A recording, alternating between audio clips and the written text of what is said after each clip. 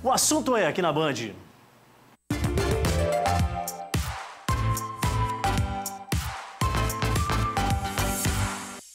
Doutor Francisco Pinto, nosso analista tributário, assessor para assuntos aleatórios aqui do Band. Doutor, seja bem-vindo, muito boa tarde. Boa tarde, Adilson, boa tarde, Vivi, boa tarde a toda a equipe aqui da Band, essa calorosa equipe, na pessoa da Mayra, Fernanda e assim por diante. Boa tarde a todos que nos assistem. Perfeito. Doutor Francisco é o pai da Dalila, minha amiga, de faculdade, inclusive. Eu estudei, tá achando o quê? Já fui na faculdade um dia. Doutor Francisco, ITR, o que é o ITR, hein? O ITR é o Imposto Territorial Rural. O ITR está para o imóvel rural, assim como o IPTU está para o imóvel urbano. E todo ano o contribuinte, o cidadão, aquele que tem a posse ou a propriedade de imóveis rurais que não se enquadrem nas condições de isenção ou imunidade, precisam prestar contas, informações para com a Receita Federal nos meses de agosto e setembro. A grosso modo, o IPTU é um imposto que é direcionado a sua arrecadação para investimentos na infraestrutura, por exemplo, né?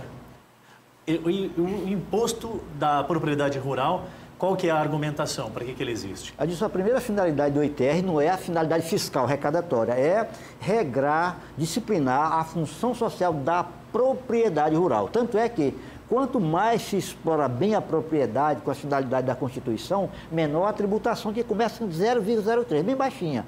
Quanto menos eu utilizar bem essa propriedade, especular, ou usá-la como fins de grandes latifúndios rurais, eu posso chegar a 20% do valor venal da propriedade. Por exemplo, se seu imóvel vale R$1 milhão, você pagaria R$200 mil todo ano de ITR. Portanto... 5 anos você já perderia, porque... Exatamente. 5 vezes 2, já dá 1 milhão, já perdeu o valor. Eu disse aqui, então, que a primeira finalidade é regrar a função social da propriedade, mas ela também tem a função arrecadatória. Por exemplo, os imóveis rurais, o ITR que incide sobre os imóveis rurais, aqui na jurisdição do município de Porto Velho, 50% do ITR volta para o município. Mas uma coisa interessante, como o município de Porto Velho, na Secretaria da Fazenda Municipal, tem um convênio com a Receita Federal, volta a 100%.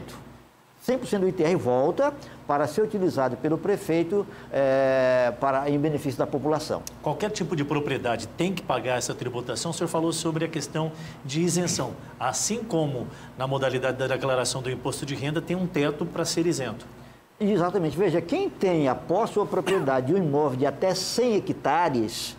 as pessoas físicas e jurídicas de direito privado, que têm a posse ou a propriedade de um imóvel de apenas 100 hectares, e a explore por conta própria ou com a família, e que não a explore em parceria nem pelo regime de arrendamento rural, então ele não precisa pagar o ITR, talvez nem precise declarar, só quando ele precisa atualizar dados. O ITR seria uma tributação, então, para grandes propriedades? Porque 100 hectares é considerável, né? Sim, não é tão grande, né? 100 hectares não é tão grande, né? Mas é tão pequeno também. É só de um caso no imóvel rural. Meu pai tem um, né? Desde 69.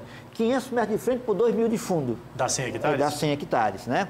Então, se ele só tem uma propriedade assim, então ele fica imune, ele não precisa declarar o ITR e não pagar o ITR.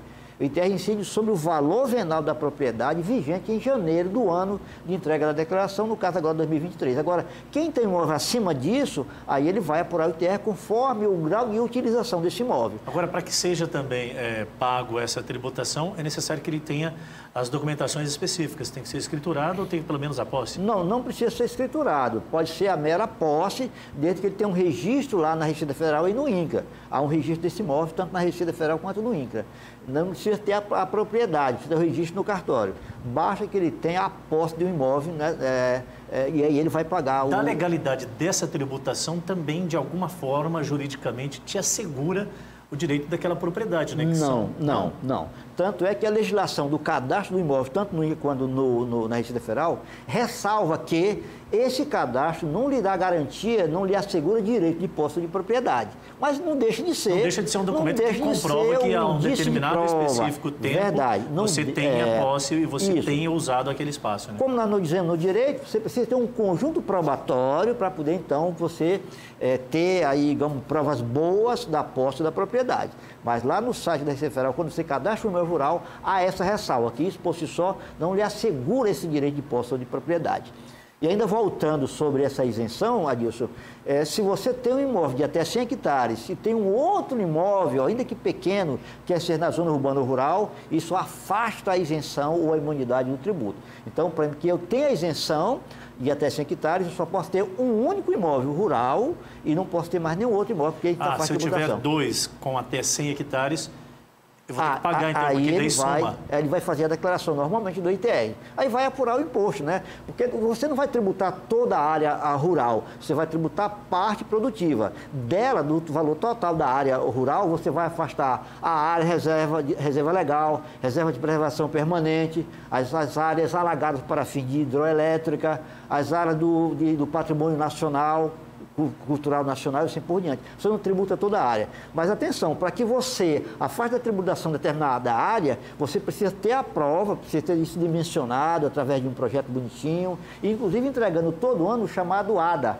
Ato Declaratório Ambiental, que é entregue no site do IBAMA. Todo ano eu preciso entregar esse ADA, no qual eu descrevo toda a área rural. Eu digo qual é a área total, o que é a área de reserva legal, reserva permanente e assim por diante. Para mim poder, então, afastar da tributação aquilo que eu entendo que não é tributável. Doutor Francisco, no caso do IPTU, o carnezinho chega em cada residência.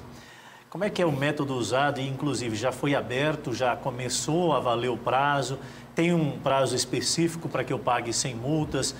Enfim, como é que está sendo o calendário? O prazo, Adilson, começou no último dia 14, agora desse mês, e vai até o dia 29 de setembro, o último dia útil do mês de setembro, às 23 horas e 59 minutos, horário de Brasília, mais ou menos com o imposto de renda. Portanto, faltando um segundo para as 23 horas, aqui em Rondônia, já que aqui é uma hora a menos.